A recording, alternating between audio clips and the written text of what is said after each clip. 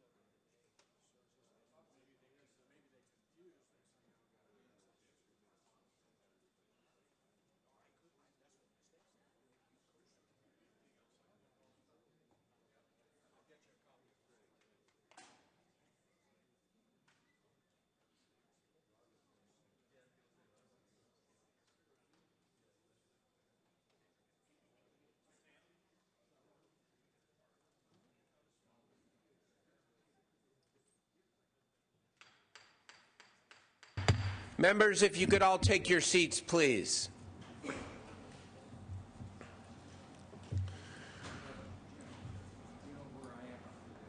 A quorum having been established, the hour of 1 having arrived, our first order of business today shall be a memorial in honor of our late colleague, Senator Dave Cox.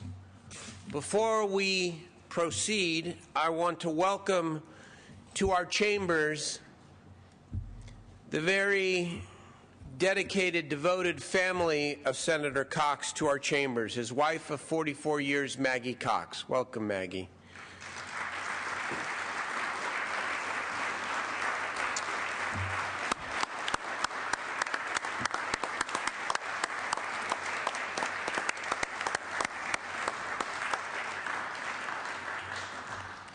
His loving and devoted daughters, Kathleen Cox, Margot Gunderson, and her husband, Matt, and Sarah Aquino and her husband, John.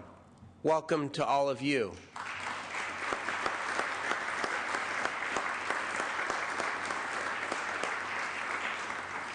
And a special recognition to Senator Cox's grandchildren, who I know he adored. Grandchildren Anna Lee, Meg, Caroline, Elsa Gunderson, and Ellie and Andrew Aquino. Please stand and welcome to you.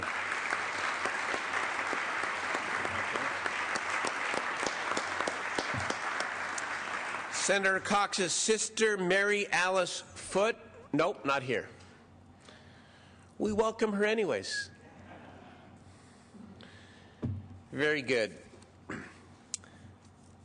We will be led in prayer today by our guest chaplain, Pastor Rich Sherman of the Sunrise Community Church of Fair Oaks, after which the colors will be presented by the Army National Guard and will be led in the Pledge of Allegiance by the Republican leader, Senator Dennis Hollingsworth. Pastor Sherman, welcome and thank you for joining us here today. Let's pray. Father, I thank you that at times like this that we recognize how much you mean to us and how much we need you. And Lord, I thank you for Dave. I thank you for his life. I thank you that most of all he loved you, and by loving you most, he loved his family, he loved his job, and he loved our state and our great country. And Lord, I would pray that his legacy would continue to impact all the members of the Senate here. Lord, I pray for his family right now. I just pray for Maggie and Kathleen and Margot and Matt and Sarah and John and their kids, grandkids. And Lord, in the absence that they feel right now and their dad in that vacuum, may you fill that with your presence, and may they sense your power and peace in a special way. And may each one here realize that as long as we're alive, the impact that Dave's had on our lives will impact us the rest of our lives. And may we do that for your glory. And I would pray, Lord, that when we look at life and we look at death, you'd help us to see that life is only purposeful if we know you. I think of the great commandment that says, love the Lord your God with all your heart and all your soul and all your mind. And the second commandment is love your neighbor as yourself. And by loving you most, we will love each other all the more. So, Lord, help us to do what we do out of love for you and obedience to you. And then as a result, may we have an impact as senators, as husbands, as wives, as children, as grandchildren. And may we be thankful for your blessings on our lives and for the great country in which we live. We ask these things in your name. Amen. Amen. Thank you. Stand for the color guard.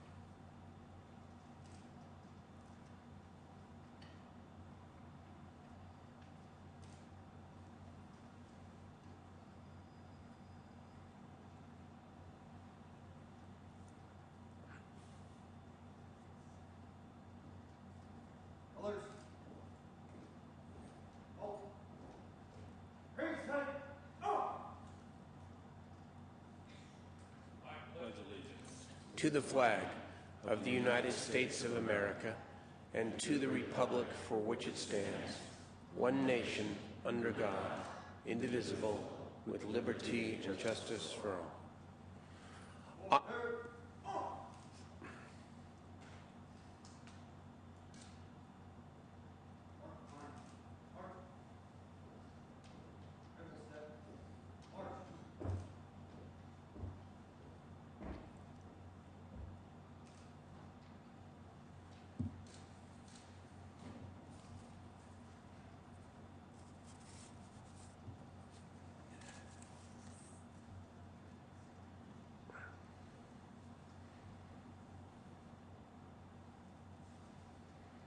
Please be seated.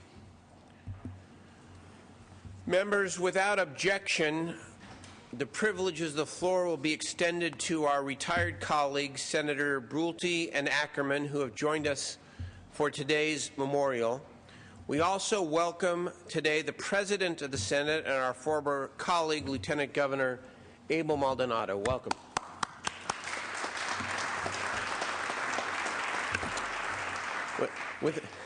Without objection, we also seek to waive Rule 55, which allow lobbyists to be on the floor for this special occasion without objection.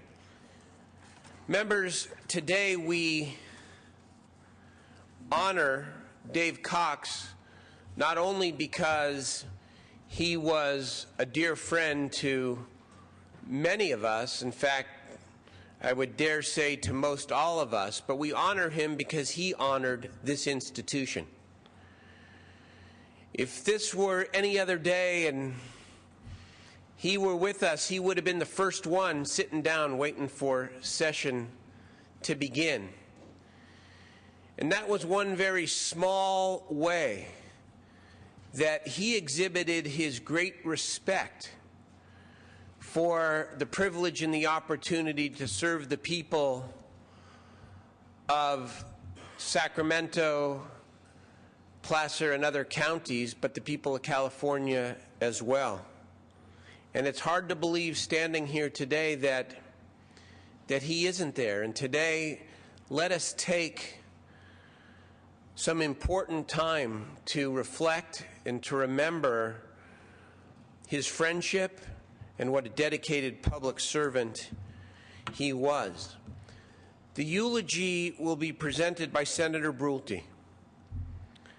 Senator Brulte, of course, who was the minority leader, a great leader in this institution, had the privilege of being leader during at least part of his time when Senator Cox was the Republican leader over on the Assembly side.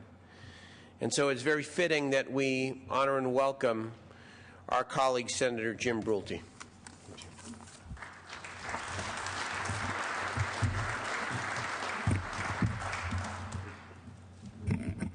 Thank you, Mr. President, members of the Senate. When Dave Cox passed away on July 13th, not only did Maggie lose a husband, Kathleen, Margot, and Sarah lost a father, and Rusty lost a loving master. Rudy lost a loving master. Not only did this Sacramento community and state lose one of its greatest leaders, those who serve in this chamber lost a colleague, and more importantly, a friend. While the future will see many more senators, very few will leave as lasting an impression as did Senator Dave Cox. Dave Cox wasn't born to fame or fortune, but he was blessed with parents who provided him a wealth far greater. They instilled in him a love for his nation, an appreciation that hard work would lead to success, and that with that success comes a responsibility to give something back.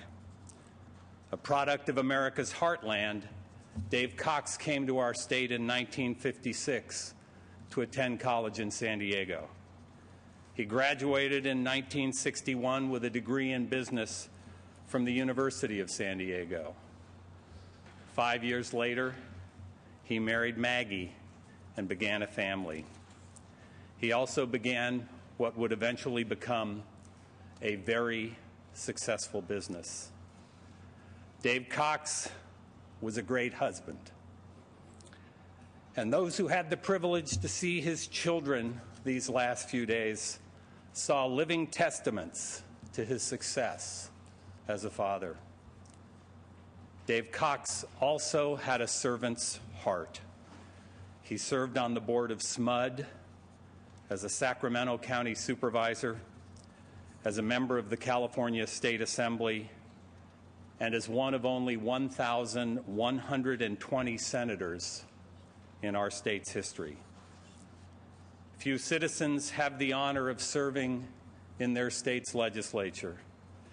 Fewer still are chosen by their party to serve as their leader. Dave Cox was one of those rare individuals who not only served as leader of his party, but was a very successful leader at that. Although I met Dave Cox in 1994 when he was running for the Senate, it wasn't until he was elected Assembly Republican leader that I really got to know him. I was serving as the Senate Republican leader at the time. Dave came to my office and he told me that as far as he was concerned, he wanted us both to be joined at the hip. He believed that working together on politics and policy, we could make a great team. Dave Cox was right. I'm proud to say that having an ally and a competitor like Dave not only made me a better leader, but made me a better person as well. When it came to fighting for his party and his principles, there was never a more tenacious fighter. Like a character from a popular movie a few years ago, Dave's attitude was never give up, never surrender. As the leader of the minority party in Sacramento, Dave certainly didn't win all of his fights, but he never surrendered. He went down with a fight. As the Republican leader, he was proud of the fact that together we created the One Ask program a decade ago that still lives as a fundraising mechanism for the California Republican Party. He was also extremely proud that during his tenure as leader, his party in the Assembly gained seats. He was a fighter not because he loved fighting. He just believed that his ideas were better than most others. He was tough, but he could also be tender. In 2002, I rescued a very, very ill dog. Sadly, that dog died about 2 months later. Every day for almost 8 weeks, Dave Cox called me to check in on that dog. I don't think he particularly cared how I was doing. He just wanted to make sure that dog had the best care it could have. Dave also had a great sense of humor. He could laugh at himself as well as laugh at others. He and I got an invitation early on to meet with then-citizen Arnold Schwarzenegger, as then-citizen Schwarzenegger was preparing what came to be known as Prop 49. We met for lunch at the back room at the Esquire Grill. It was the first time we met Arnold. It was the first time he met us. It was a pretty fun meeting. Now, at the risk of diminishing whatever reputation I have left, I should tell most of you who don't know me, not only am I a movie buff, but I actually liked most of Arnold Schwarzenegger's movies. We gave Arnold a mini tutorial on the budget and shared some of the relevant nuances about Prop 98. We also made some suggestions about how to structure the initiative. When it was over and we're walking back to the office, I was walking about 10 feet off the ground. I commented to Dave how great I thought it was to actually have lunch with Arnold Schwarzenegger. Dave smiled, got that crooked little smile he had, looked over at me, and he said, "You know, I agree, Jim. I think it's important for celebrities like Arnold Schwarzenegger to have the opportunity to meet people like Jim Brulte and Dave Cox."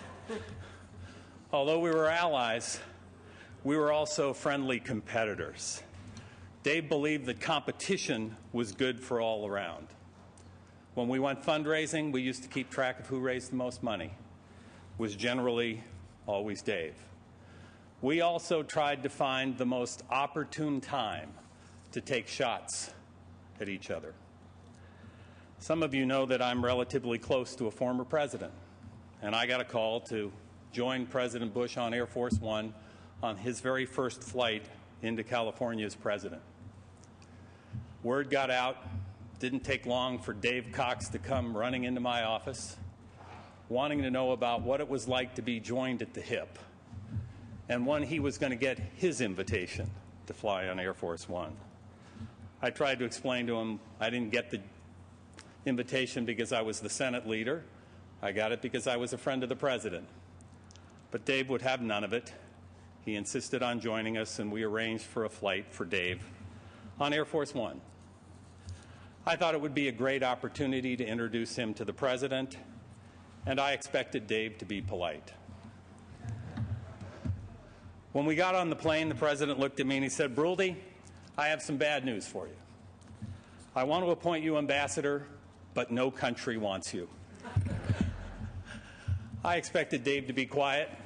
Instead, he popped right up. "Keep trying, Mr. President. California needs you to never give up." That was a pretty good shot, so I had to bide my time and wait. I waited until a Republican convention.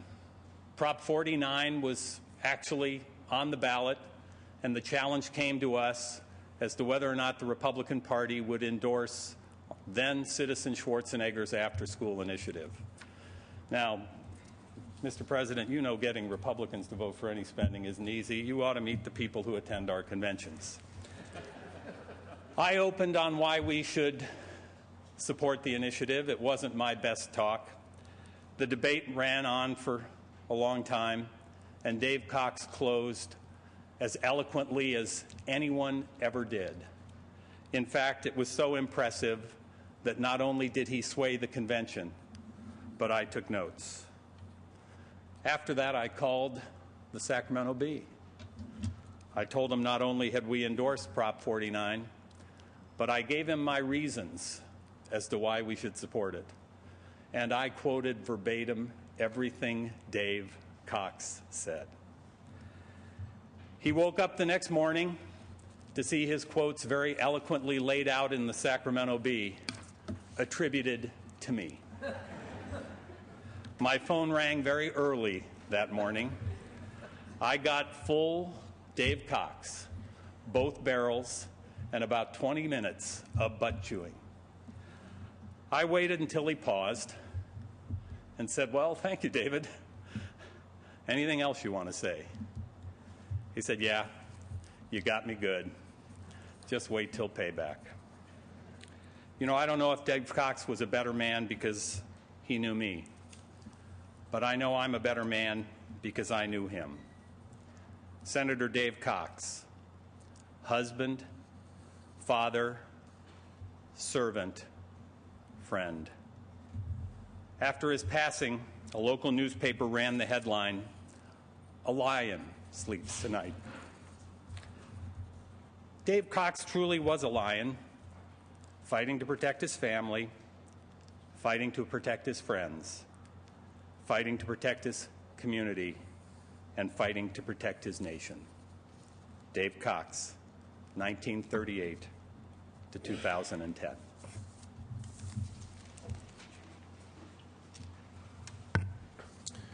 Thank you, Senator Brulte, for your eloquent remarks. The following will offer remarks in honor of Senator Cox as well. Senators Ackerman, Kehoe, Negretti McLeod, and Lowenthal, followed by the Lieutenant Governor. Senator Ackerman, you may proceed at Senator Harman's desk. Welcome back. Thank you, Mr. President, members, and Maggie and family.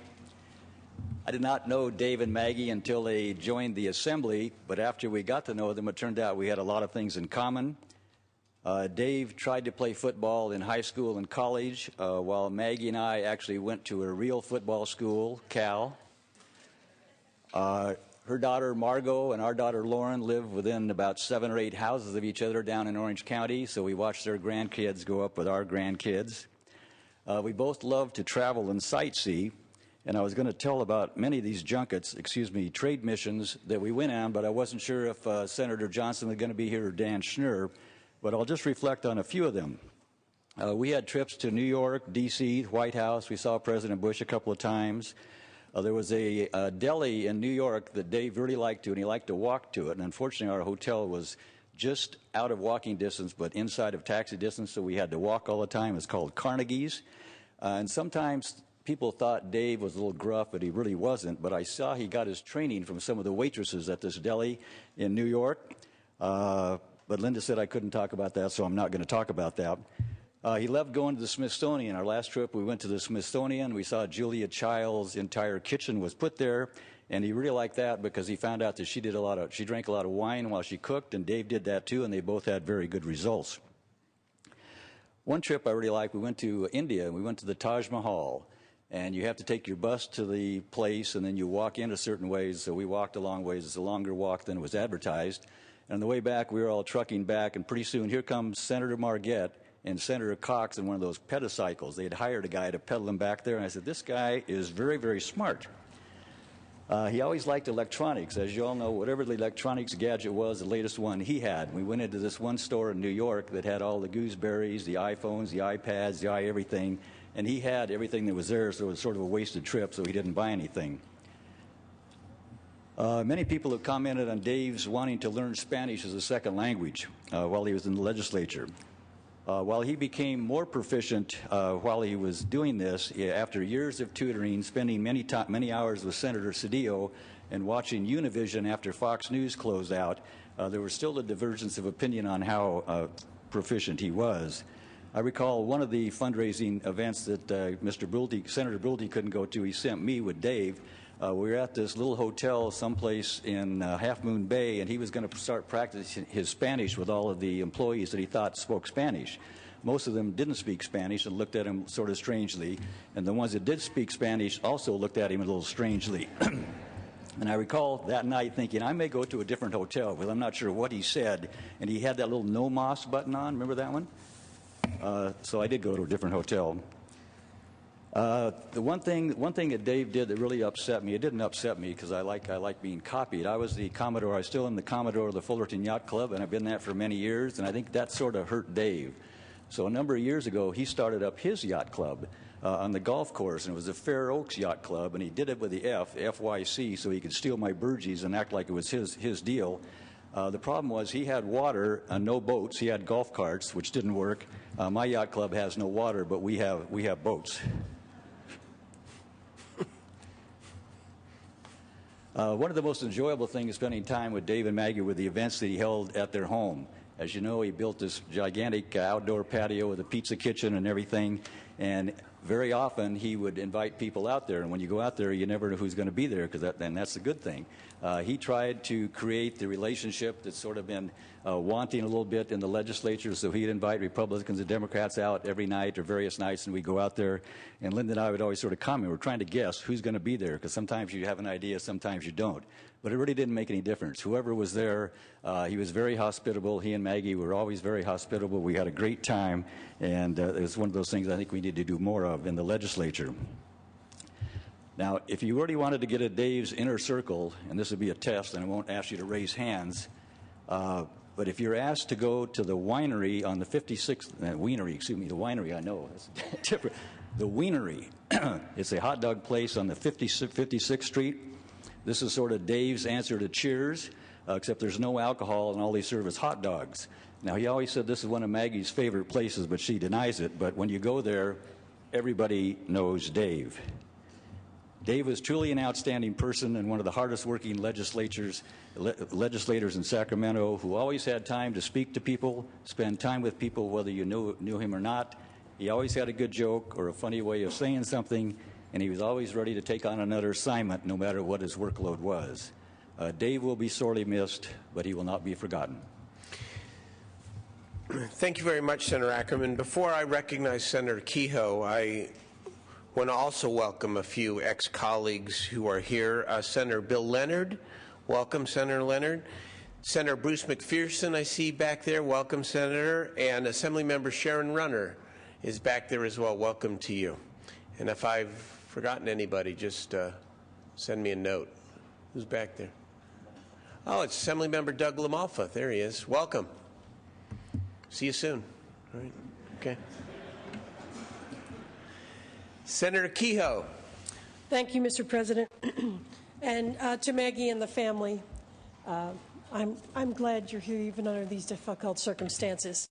Thinking about Senator Dave Cox. We've all been doing a lot of that in the last few weeks. We met in 2001. He was my vice chair in the Senate Committee on Appropriations, and I was his vice chair in the Senate Committee on Local Government. We've worked together in the last 10 years, and I've learned a lot from Senator Dave Cox. Maybe we're a bit of an odd couple, but Dave and I never addressed that between the two of us. Our friendship grew out of being here in this building, working together in the legislature. And it was an opportunity for, I think, both of us to see how much we had in common.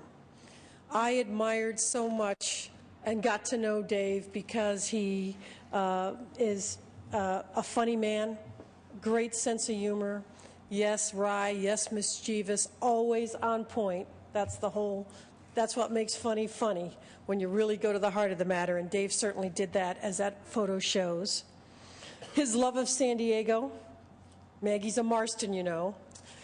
He would remind me frequently from different things. I'd tell him what's going on down in San Diego, and more often than not, Dave told me what was going on down in San Diego. He kept in touch with everybody down there. His respect for the process here, and because the process is what it's all about. Without that, we're all in chaos, and Dave fought for the process all the time, especially in appropriations. The two of us worked together, and our staffs worked together. Dave would tell me straight up what was going to happen, let the chips fall where they may, and I appreciated that so much because it was grounded in courtesy and respect, even with disagreement. I think that's what really forged our friendship. Of course, he was tremendously intelligent. It was quick, his intelligence, but it was based on thoughtful foundations, and that's why he was so consistent. I would have to say his courage and honesty in the last few weeks of his life, I'll never forget it. We would talk here at his desk in the Maddie Lounge, or even in appropriations before or after things got started. He would share so much with me, I was surprised. How he was physically feeling, whether he was able to sleep, what the doctors were saying in the appointments, what he thought about the future. It amazed me that he kept his candor and his courage right to the very end. There was no fear or confusion about what the future held, and he was very even about sharing that with me, and I prize that. I prize that. It was a experience I had never had before, and I learned so much from it. I only hope when the time comes, I'll be able to replicate that. I shared this story with the newspaper, so you've all heard it. In 2001, California was going through the energy crisis. I was a brand new assembly member, and I was the assistant pro tem or something like that, down the food chain. But the speaker was busy with other things, and Assembly Member Keeley, Fred Keeley, was busy with so much to do with the energy crisis that I was abruptly thrown up on the dais. I think in my first month, though, I should probably figure that out. And presided over a very long hearing that went into the evening. And I was really relying on the chief clerk over there to guide me through it, and he did, as always, an excellent job. my heart was pounding almost the whole time, and members were raising their microphones, and bills were being voted on, and I was sort of managing as best I could. And when I got finished, Senator Cox, a Republican leader, stood up at his front desk and congratulated me on a job well done. And I was so relieved and happy, and I got a round of applause. And I was a loyal Dave Cox fan from that night. We saw his kindness and his bravery, and that I'll never forget. And I just want to say to Maggie and the Cox family, in your whole tribal entirety, because there's so many of you, and the daughters, the ceremony last week at the cathedral was so moving because of your family. Because the way you put together such a full and meaningful and respectful tribute to Dave registered with all of us. I thought afterward that it was exactly the service Dave would have wanted. We heard from friends and family and colleagues about Dave the man, that Dave was a wonderful husband and father, a public servant, a proud Republican, and beloved by so many. It was a summary of a life full to bursting and a tribute to a wonderful man who led that life. And I thank you for sharing it with all of us, and I'm very grateful for having known Senator Dave Cox. Thank you very much, Senator Kehoe. Let me now recognize Senator Gloria Negrete-McLeod. Thank you, Mr. President. You know, we come here and we're acquaintances. And oftentimes, many of us just stay that. We stay acquaintances. And oftentimes, we become friends. We become friends because of our likeness, our diversity.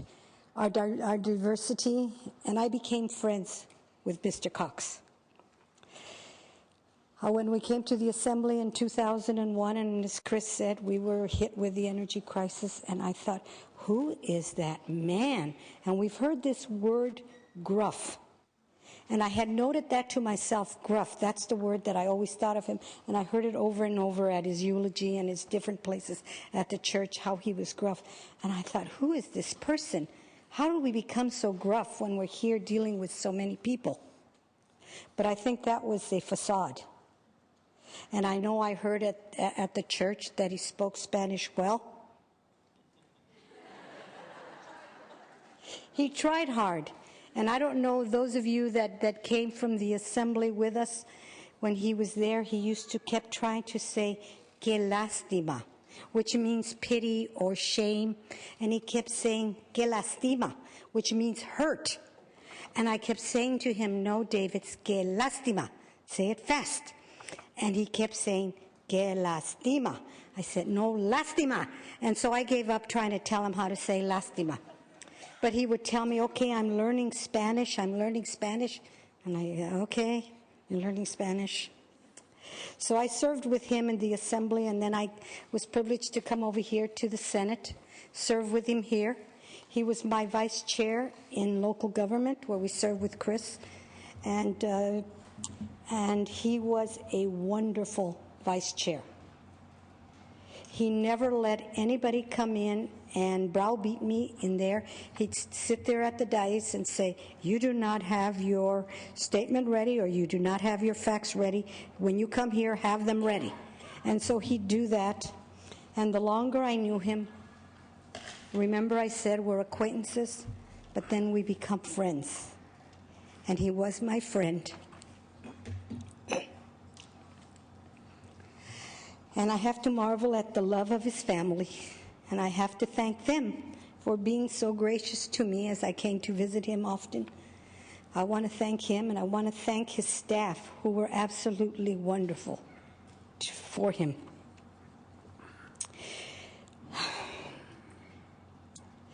And so I think those are my memories of Dave. What a wonderful human being he was. Thank you, Senator. I just take a moment to remember of a similar story to the one that you just told, We know we have a colleague who's still a member of this body, Senator Wiggins, who's gone through some tough times.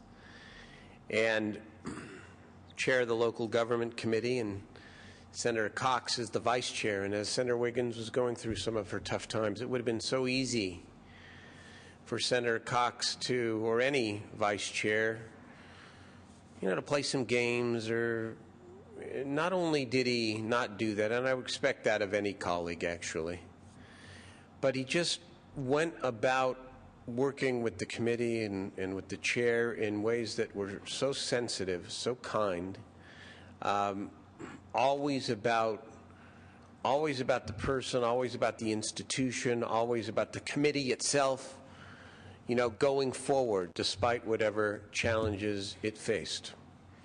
And I appreciate your story, Senator. Senator Lowenthal. Thank you, and I too want to extend my love and support to Maggie and to the family. Dave and I entered the Assembly at the same time in 1998, in the November election of 1998, and it was real obvious to me when I arrived that Dave was soon to be one of the leaders of the Assembly. He was really exhibited great leadership quality right from the very beginning. While he was very partisan, I found him to be, as a psychologist, I found him to be a hard worker and a great listener. He always wanted to hear what your thoughts were and how you arrived at decisions. Unfortunately, we always arrived at the opposite conclusion. But I just grew my respect for him, and my just kept growing and growing. I don't recall our earliest conversations, but we would always chat. And the first one that really stood out in my mind was at the end of my first term, and it was in the year 2000. And I was a targeted member, and I was running for re-election. My first re-election, I had come as a targeted member. And I was looking over this, the reports, and I see Dave Cox makes a significant contribution to my opponent. So I go up to Dave and I say, Dave, what is this all about? I thought we were friends. He puts his arm around me, how Dave used to do it. He'd stand there and he'd say, Alan, I am a member now of the Republican leadership, and it's my responsibility to make sure that we elect and support Republicans in the Assembly. However, you're not going to lose, he said to me. I don't know if it's because of this brutal honesty or in spite of it, this brutal honesty which Dave always had.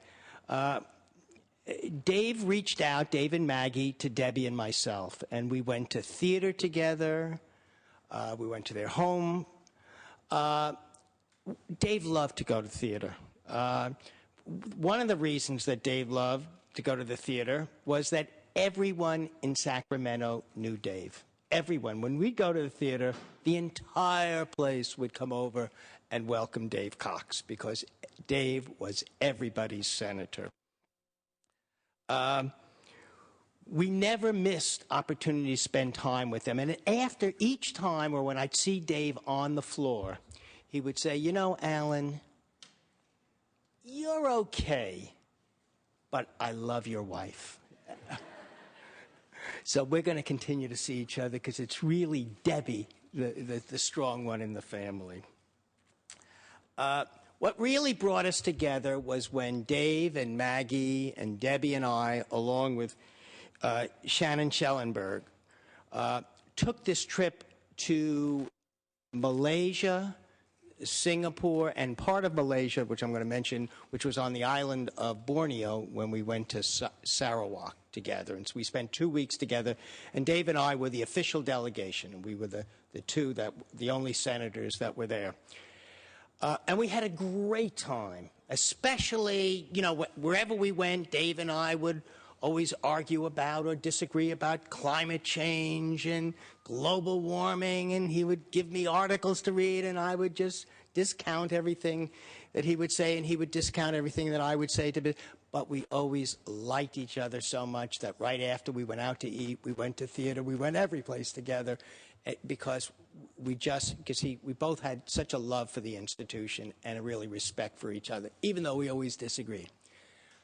It was really on the island of Borneo, it was in Sarawak, that Dave would become kind of my supporter. Because what happened was, as we were there, we were treated on this little island of Borneo, it's not so little, and in Sarawak, which there were, I don't think very many Americans, and especially American legislators, had ever been to Sarawak. So we were treated, Dave and I, like we were the governor or the president of the United States. We had motorcade and caravans, and Dave loved it. You know, actually, he felt like he was either the governor or the president. And it was so funny because we would be talking, and David kept coming up to every morning. We'd have breakfast, and he'd say, "Alan, you've got to calm it down a little bit. You're making comments that I think if it gets back in the press." I said, "Dave, we're just doing our job. California interested in our renewable energy sector and alternative fuel, U.S. keen to collaborate." Dave would say, "Alan, we can't be setting foreign policy." I just have to say that if these trade agreements ever do come to fruition, we should call them the Cox Doctrine, because that's really what it is. I want to say that I'm going to miss Dave a lot in kind of conclusion. The last couple of days, last couple of weeks have been quite an emotional upheaval and turmoil for myself. I've cried a lot and laughed a lot. I've lost Keith Richmond, a dear friend of mine in the Assembly, and Dave Cox now, somebody I greatly respect here in the Senate. And at the same time, my first granddaughter was born, so it's kind of the cycle of life. And so I've been these ups and downs. In my mind, when I think of Dave Cox, I think of one of the true statespersons of the California legislature. We don't have very many really statespersons, people who love the institution, are truly committed, and are going to say what they believe and let the chips fall as they may, but always with respect and really care and concern. He's a person of deep conviction, partisan, but one that was committed to finding common sense solutions. And when, in moments of crisis, Dave Cox did the right thing, as we all know. You could always count. It didn't always be what we'd all agree upon, but when he was tested, he would always do what he believed was the right thing at that moment, regardless of what other people thought. He made me laugh sometimes. As we all know, he also has made me cry more recently, because I'm going to miss him. He brought great value to this institution, and I'm going to miss him every time I come into this chamber, because he was always the first to be here, and we should not be having session without Dave Cox being present. I will miss you, Dave. Thank you, Senator Lowenthal. And now let me recognize back in his old seat the Lieutenant Governor, Abel Maldonado. Well, thank you. Thank you, Mr. President. I wanted to sit here because every time I'd lay my chair back, I'd look back over here and you'd have Dave Cox there. And Dave would either be on his iPhone, he'd be on his Kindle. He was a high-techy guy, I must say. But I stand here with a heavy heart. And I say this because when I first found out about his passing, I heard from Kevin Bassett. And I was sad, and I was in L.A., and I pulled over, and I started to cry. Because I love this man. Served with him since 1998. And all I can say is that I want to reflect my time that I had with him. Not to sugarcoat anything, just to be straight out of my days with Dave Cox in the legislature. First of all, his initial reaction was always a big bark. That's who Dave was. He'd rip you up, and then he'd calm down, he'd call you back and say, "Hey, just kidding." But I want to share with you how my morning started in the California State Senate.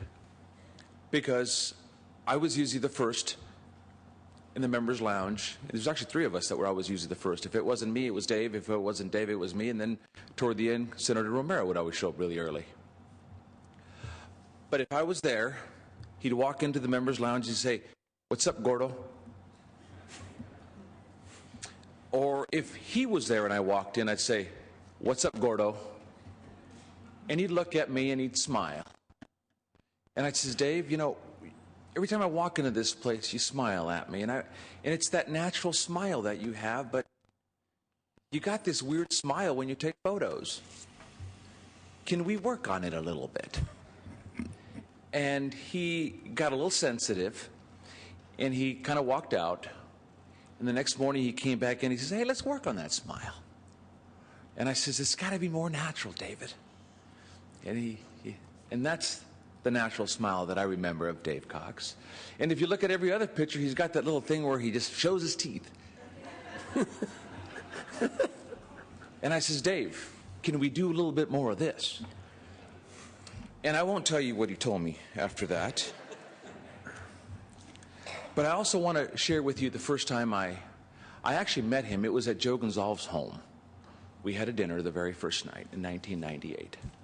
The first time I met Dave Cox. And that night he says, "Hey, when are you back up?" I says, "Next week." He says, "I want to take you to lunch." So I come up and we go to lunch, and Dave Ackerman was right. He said, he took me to the Wienery too. So we're sitting down at the counter there, and he says, "What are you doing here?" And I says, "Well, what do you mean? You brought me here." He says, "No, what are you doing in Sacramento?" I said, "Well, I'm here to represent my constituents. What are you doing here?"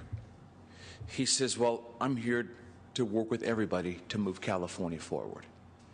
And that was the beginning of my relationship with Dave Cox. As we moved forward, we got to know each other a lot more.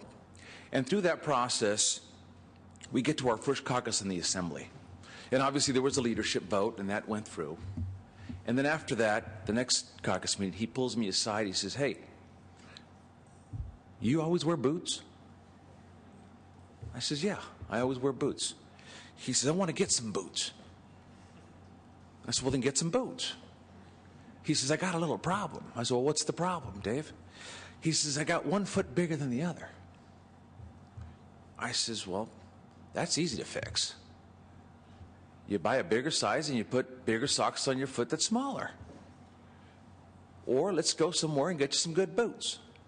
He never called me back. He went out and got his own boots. He called me back. He says, "I spent a lot of money on boots. I got the wrong boots and I hate them." And about 6 months later, he says, "Hey, I want to get boots again." I said, "Well, go do your own thing, Dave." He came back and he bought another pair of boots and he hated them. And when he went to the Senate, he represented North State, where there's a lot of cowboy boots. He says, "I need boots." We finally got him the best ones that he could fit him, and he'd sit over there and he'd say, "A little comfy, brother." And at the end of the day, I went with him and I told him, "Hey, you get the ones that are a little bit bigger and you get thick white socks and they're smooth and you can always wear them." And Dave calls me one day at home and he says, "You know what? I finally got it right, Abel. Thank you for that." But that was just a little tidbit on who Dave Cox, you never gave up. I talked about him being a little high-techy already. Another thing that I want to share with the caucus is that we usually would go in a health committee right after lunch, and it was on Tuesday, and the health committee chairwoman first was Senator Kuehl, and then it was Senator Romero.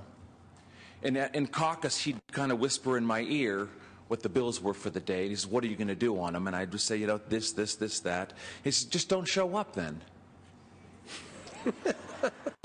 He says, "If you're going to do that, don't show up." And then we would show up, and on the first vote, without kidding, if I went against Senator Cox, he'd go. He'd point at the phone. He'd pick it up. He says, "0 for 1. The second time, he'd just give me his face, and he'd go like this. And he'd look down. And that was the Dave Cox that I'll never forget. Because he always told you how he felt, whether it was with his smile or his face or whatever, but he was never afraid to tell you where he was coming from. And then the caucus, I think I should bring it up. Last year we had an interesting caucus where it was in the middle of the night. We had a little change in leadership. And he got very, very mad that night. and he was the first one to speak. I think Dave Cogdill was already drinking wine in the back room. But he was the first guy to speak, and he was really, really mad, and he said, this is unacceptable, and this can't happen, and we're making a mistake, and blah, blah, blah. And he turned red, and then he sat down and he sends me a text. He says, let's get out of here. I says, Dave, there's going to be a vote. He says, let's get out of here. And I looked at Roy Ashburn. I says, Dave's telling us to get out of here. Cogdill's gone. So we all left together, and we're going down the stairs, and he looks at me and he says, hey, they're not going to have the votes. We're going to be okay. And I said, Dave, don't kid yourself. And when we're on the floor, we were sitting here, and Dave looks at me and he says, what do you think is going to happen? I said, I don't know. I'm following you. He says, don't follow me. I said, you got us down here, Dave. And at the last, when the vote came down, he comes down, and actually they wanted us to come back up. And I says, Dave, they want us to come back up. What do you think? He says, you're not following me, Abel. I said, you need to tell me what we need to do. He says, I suggest we just sit here. And obviously that went away. And when it was all said and done, he looks at me. He says, boy, we weren't in the action, were we, Abel? I said, it's your fault, Cox. And I can tell you that that was a memorable night for me. And then the budget vote. And this is something with you, Mr. President. Last year, I always knew there was always one person that would vote for the budget, and that was Dave Cox. So I went to him early on. I says, Dave, be honest with me. Are you going to vote for the budget? He says, I don't know. I said, that's not helping. And then he gave me that little smile. He says, Abel, you got to do what you got to do. I says, no, I'm worried about you. And he gave me that little smile. And at the end of the process, he says to me, Abel, I don't think I'm going to be there. I said, well, then you need to tell Darrell that. He says, no, you go tell Darrell that. I said, why should I tell him? It's your vote. He says, no, you go tell him. And Darrell talks to Dave, and Dave says, I don't know what I'm going to do. And that was Cox.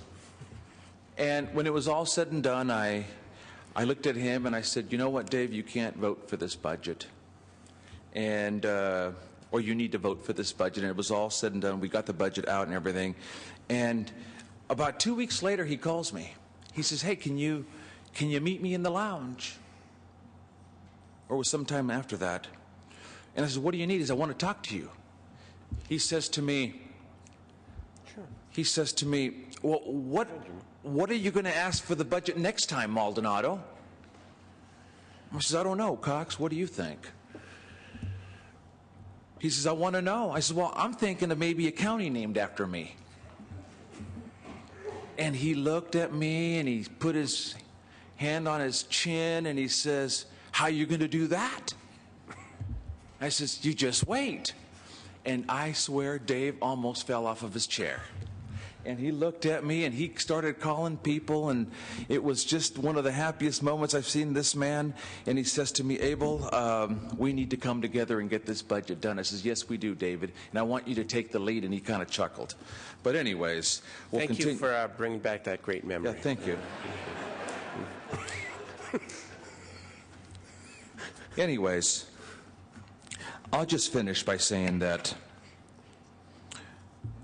whether it was Kevin Bassett that he talked about during the confirmation, during the budget, I called him and I said, you know what, Dave, I need your help. And I says, well, what do you need? I said, I'm going to go through a confirmation process. I've never gone through one. You think maybe Kevin Bassett can help me a little bit? I had already talked to Kevin and said, maybe can you give me some direction? And he says, you know what? He started ripping me on the phone. He started yelling at me on the phone. And then he hung up. And then he calls me 15 minutes later.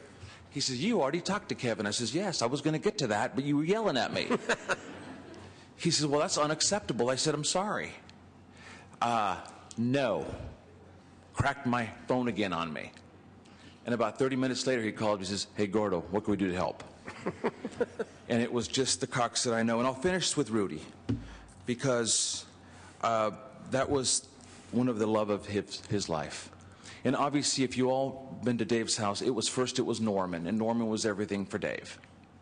And I can vouch for what Senator Brulte talked about with how he cares about animals. But when he got Rudy, he sets me in the back. He says, I'm going to share something with you. I says, what's that, David? He says to me, I'm getting Maggie a dog. He was born on Christmas Day, but I'm going to give it to her on Valentine's Day. And he's big, he's going to be big, and he's a big black mastiff. I says, and what do you want me to? He says, I'm going to name him Rodolfo Valentino Cox. Does that offend you? I said, why would it offend me? He says, I just want to make sure. Because the Rodolfo and the Valentino thing and a dog. And I said, don't worry, Dave. And he went on to name him. And about 2 weeks later, he calls me. He says, hey, can you come and get that dog? I said, what do you mean? He said, can you come and get him? He's driving Maggie nuts. The other day, he walked in and he looked at me and he was okay. Then he looked at Maggie, and Maggie looked at him very, very angry, and he just went to the restroom right in front of her in our living room. He says he needs to go to Santa Maria. But when I called him to the carpet and I says, Dave, I'm ready to take Rodolfo Valentino, he says, I was just kidding. And that was Dave Cox. So I think Senator talked about the Spanish lessons. He would call me without even missing a beat. Abel, what does this mean? And I tell him, I says, Dave, give it up. Give it up, dude. He says, no, I'm going to keep going. And he'd ask me, que lástima. And finally I said, Dave, he called me and he started talking in Spanish. And I said, you need more lessons. And I hung up the phone. And then he called me back again. He says, how does this sound? I said, you need more lessons. And that's when he decided to take Maggie to Costa Rica and take full immersion into Spanish. And I kept saying, Dave, why do you need Spanish? How many Latinos do you have in your district? North State, how many Latinos? And he went on to tell me that that was important to him in many ways. And I just want to say to Maggie and to the girls, and to obviously to Kevin and to all the members here, he was a wonderful man. And when he believed in something, he believed in it. And when he wanted to vote against you, he never gave you a slow no. It was a quick no. And I told him I can appreciate a quick no, because there's a lot of, when you have camaraderie, there's a lot of slow no's. And the first slow no is, well, let me read the bill. Well, that tells me everything right there. And all I can say is that I will miss you, Dave. I love you for the great times you gave me in the Assembly and in the Senate. Rest in peace, my friend. I know you fought hard to the very end. I'll always love you. Thank you very much, Lieutenant Governor, and for your eloquent words. Call any of us anytime. We'd be happy to hang up on you if you'd like. That was very, very nice. Members, thank you again for your perfect words. And we move on to now a very special part of the program. We have two resolutions to consider today in honor of our friend and colleague.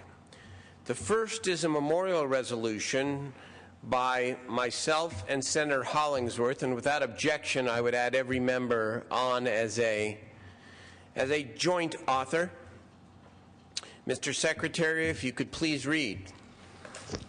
Whereas, the passing on July 13, 2010 of a distinguished California resident and devoted civic leader, the Honorable Dave Cox, whose actions and good deeds earned him the respect and admiration of his colleagues and the countless individuals whose lives he touched, brought immense sorrow and loss to the people throughout the state of California. Whereas, as a respected civic leader, Dave Cox was a dynamic role model for all people who believe strongly in their obligation to improve the quality of life for future generations. And whereas, born in Holdenville, Oklahoma, to Ruby and Ben Cox, Dave Cox and his parents moved several times during his youth and ultimately settled in Tonopah, Oklahoma. There he attended Tonopah High School and welcomed a baby sister, 16 years his junior. And whereas on January 29, 1966, Dave married Margaret Ann Hargreaves, Maggie, in San Diego, and in 1970, 1971, and 1972, they welcomed their daughters Kathleen, Margot, and Sarah, respectively. And whereas Dave served 3 terms in the California State Assembly, from 1998 to 2004, half of which were spent as the Assembly Republican leader. And whereas in 2004, Dave was elected to the California State Senate to represent the large 1st District, and he was reelected in 2008. And whereas Dave Cox leaves to cherish his memory, his wife of 44 years, Maggie, his devoted daughters, Kathleen Cox, Margot Matt Gunderson, and Sarah John Aquino, his grandchildren, Anna Lee, Meg, Caroline, and Elsa Gunderson, and Ellie and Andrew Aquino, his sister, Mary Alice Dennis Foote, his sister-in-law, Anna Lee Vito Tanzi, his beloved Rudy dog, and an amazing staff. Now, therefore be it resolved by President Pro Tempore of the California State Senate, Darrell Steinberg, and Senate Minority Leader Dennis Hollingsworth, that they express their deepest sympathy at the passing of the Honorable Dave Cox, and, by this resolution, memorialize him for his illustrious record of personal, professional, public, and civic achievements, as well as the love and devotion he gave to his family and friends. Thank you. Is there any lengthy debate or discussion? Direct comments? Nothing. All those in favor of the resolution signify by saying aye. Aye. Opposed? The ayes have it unanimously and overwhelmingly, and we will ask every member to sign a framed copy of this resolution so that we can present it to Maggie and to the family. On the second resolution here, rather than having it read in the formal way, I want to take the moment to explain this resolution.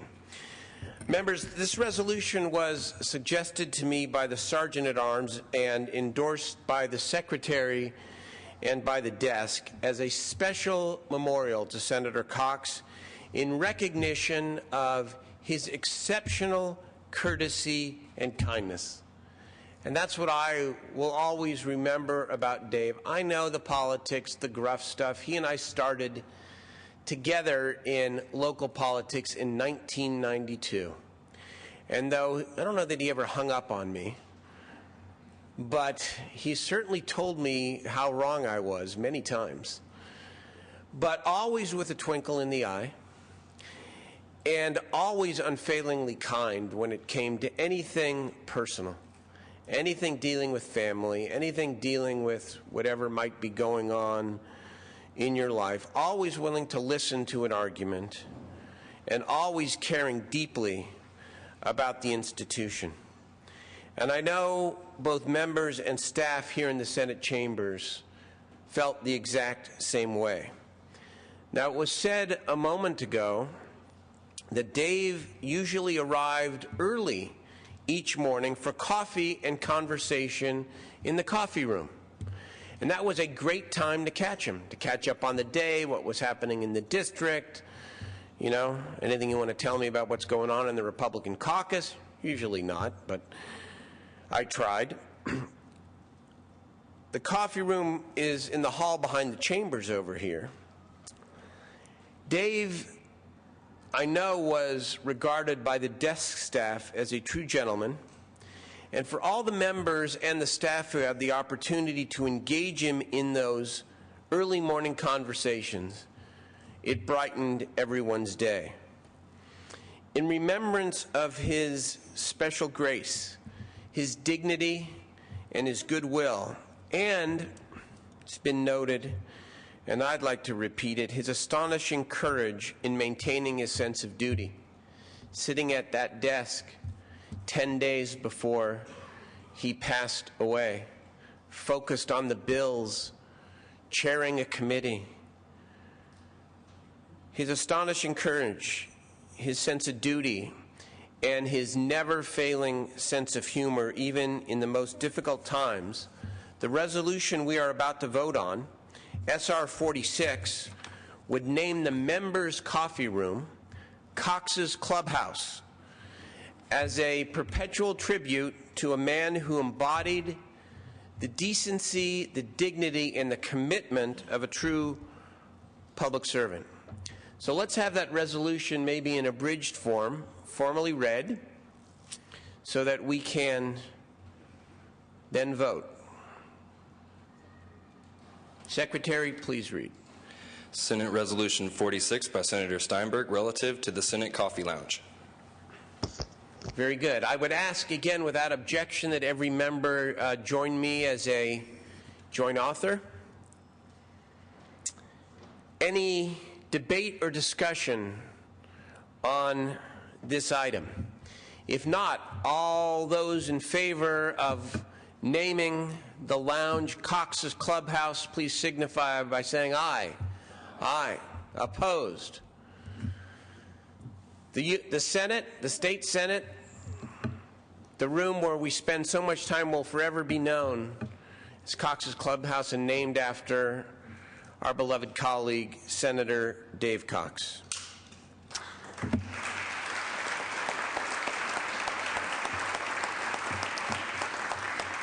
The Secretary and the Sergeant-at-Arms are directed to place a commemorative plaque at a suitable site in the clubhouse that's easily recognizable for everyone to see. Members, I'd like to draw your attention to the screens that are on each side of the rostrum here, where we will have a brief video tribute to the late senator from the 1st Senate District.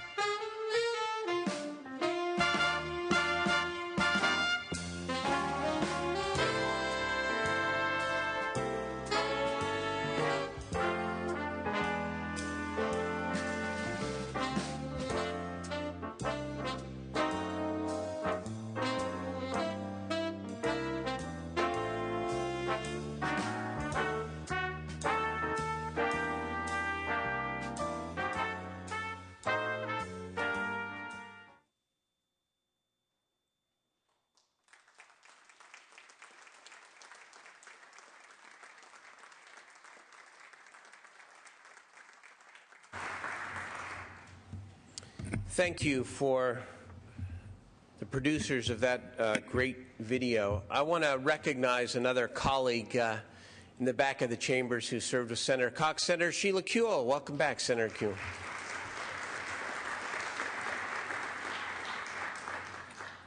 Before we move on to a moment of silence, I would like to ask Dave's wife of 44 years, Maggie Cox, to please grab a mic at my desk without objection. Welcome to you. Thank you. Maggie. I guess it's on. Thank you all for everything you did. He loved being a senator. Geez, the girls are much better at this than I. As you noticed, they really spoke beautifully the other day, and you need to worry. Each one lives in a different district. You're forewarned. He truly loved being a senator. I will not miss the late night, overnight things. Those are stupid. No. And no. I think he may have a flu card. No more overnights. You're finished with that? Good. No more. No more. Okay. And I particularly am going to miss the wonderful trips we went on with many of you. Those were great fun. And having you over, I asked him in June if we were going to have another dinner this year, and he said yes. He thought probably in August, so I'm sorry. Pick a date, you can come. But somebody else will be cooking. As you noticed in every picture you ever saw of him, I don't even know which pocket it is. He has a little pocket square. So the grandchildren have something they'd like to give everyone. If you don't like your color, trade. Okay, they're kind of, we feel, a trademark. And we'd be honored if you would accept them and, as I say, trade if you're dissatisfied with the selection handed you. Well, we had a lot of those. Quite a few yellow ones. But again, thank you. The cards, the flowers, the visits, the calls, wonderful. Thank you, Maggie. Thank you very much.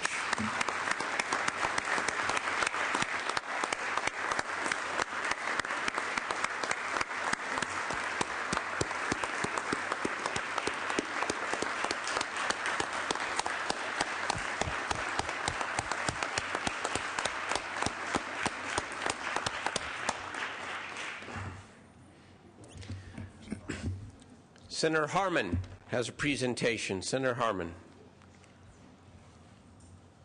Thank you very much, Mr. President. I appreciate the opportunity to vary just a little bit from the agenda. You may be seated, ladies and gentlemen.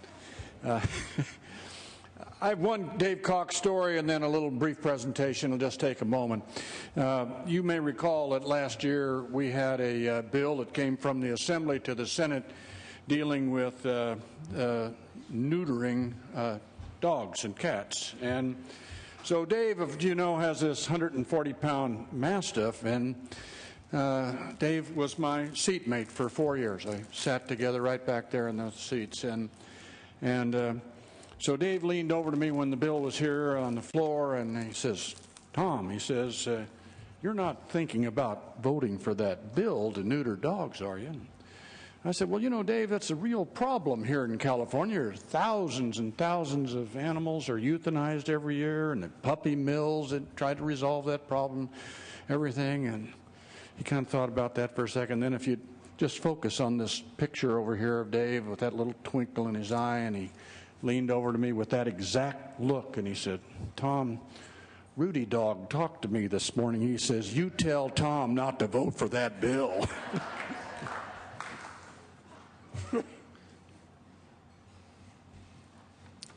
Last year in December, we had the Republican caucus in Santa Barbara, and we had occasion to go to the Reagan Ranch, up in the, way up high in the ranch. You have to go up in a bus and everything, and there were 60 or 70 Republicans from the two caucuses and their spouses and staff members, and right outside the ranch house is this beautiful big oak tree, and Dave and I were standing there, and Dave looked at it and said, Tom, he said, you know, the president walked right around here and right underneath this tree. It's absolutely beautiful to think that President Ronald Reagan stood on this very spot where you and I are and looking at this beautiful oak tree, which is, a couple hundred years old and huge, big trunk on it. And then Dave kind of wandered off and went somewhere else, and I did too. And I got to thinking about, because it was December and all the acorns were laying on the ground underneath this tree, and I picked up a dozen or so, and I took them home, and I soaked them in a bucket of water for 3 weeks. And some of them floated and some of them sank, and the ones that sink you plant. And so I planted, I think 8 of them, and several of them did sprout. And I have one of the Ronald Reagan oak trees with me today, and I want to tell Maggie and the family I'll be out to plant it in your backyard tomorrow, and we'll call it the Dave Cox Memorial Ronald Reagan Oak Tree. My pleasure. Very good.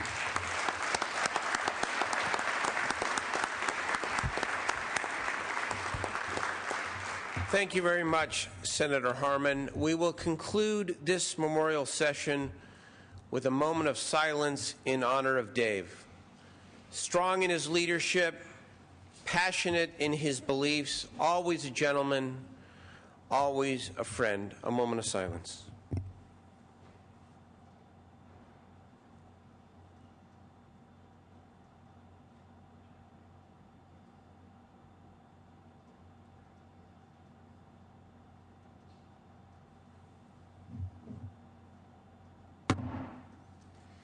Thank you, members, and thank you all who came today to honor Dave. Our memorial session is now adjourned. Members, we're going to proceed after a 10-minute recess, to the ordinary business of the day. The prayer and pledge are deemed completed. Family and friends are invited to room 2...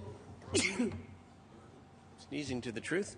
Family and friends are invited to room 211 for reception starting immediately.